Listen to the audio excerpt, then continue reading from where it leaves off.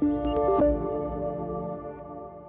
name is Jan Tibor Lelley. I'm a German lawyer. I'm an expert in employment law. I'm a partner with Buse. Buse is an international focused German law firm. I think for people looking at the German or at the German economy, it's important to keep in mind that German employment law is very protective for employees. Employees have very strong rights. There is a special law just dealing with protection against dismissal. There's works councils. There are written employment contracts. So the situation is, compared to US America, or probably even to the UK, much different and a much tougher environment for corporations. I think three very important points are that in Germany, employment contracts have to be in writing. So an email or WhatsApp would not be sufficient. It's really the old-fashioned writing, wet ink style. And we also have what we call the works council system, which is a system of employee representation in companies, so where employee representatives really have a say in the management of the company. We have a protective scheme of labor laws, which is really in favor of the employees and really gives them, even in court, a very strong legal protection. I think it's also important to know that in Germany, employment contract is not a nice to have, it's the law. You have to have a written employment contract, and this contract has to include every major and essential points of an employment relationship, speaking about a salary structure, speaking about notice periods, speaking about collective agreements which may or not be applicable. So this is a very, very strong legal basis for each employment relationship. I would like to mention the most important points which have to be in an employment contract. This is first of all the job description.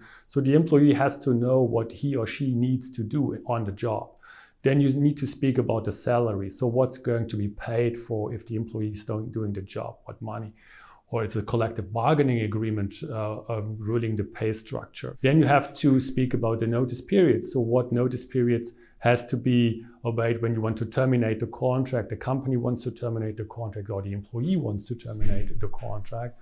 And then also such things as, for example, a non-competition clause, or other things like using email in the workplace, all these things which are really important for a modern employment relationship and a modern employment contract. Three other very important elements of an employment contract are the working hours. So coming from the European employment law, European Union employment law, Germany has a very strict regime on working hours. So the maximum working hours in a week is 48 hours.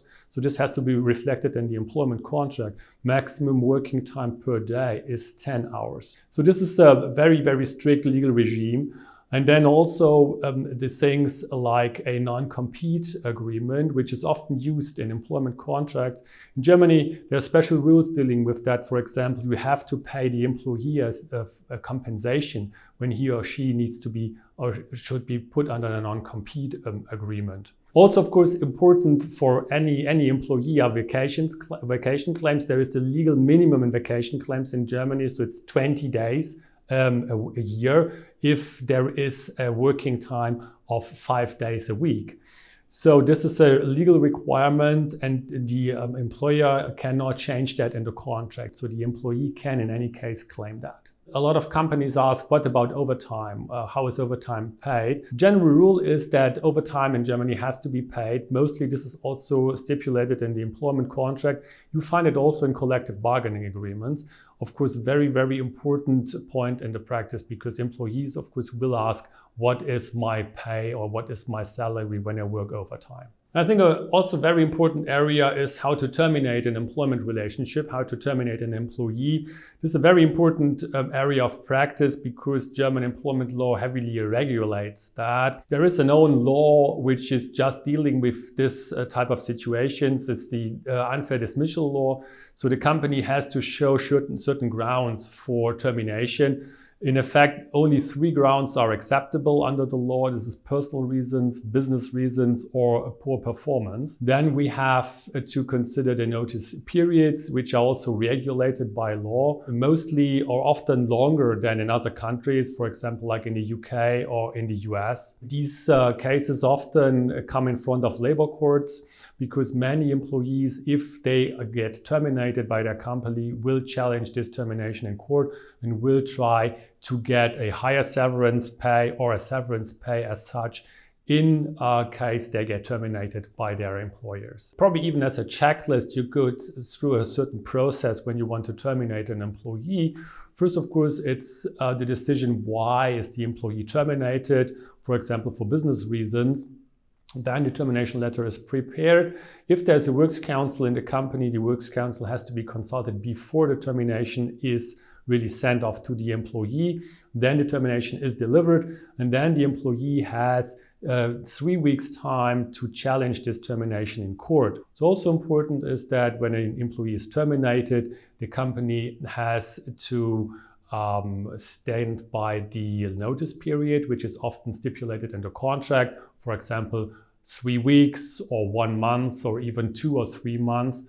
And then this is basically the steps of the termination process. So I think one of the rather unique features of German employment law is what we call the works council system. So a company which has more than 5 employees, there, the staff, the employees can elect a works council, which is an employee representative body, which is basically together with the management deciding certain issues in the company, what we call co-determination of the works council. This can be overtime issues, this can be holiday planning, this can be use of technology in the workplace. So very important aspects of the day-by-day employment relationship. And these works councils have a pretty much strong stand and power in the company. They can even challenge certain management's decisions in court. So it's really a good investment in time and money to be in good terms with the works council and to aim for a good working relationship with the works council if the company has established a works council.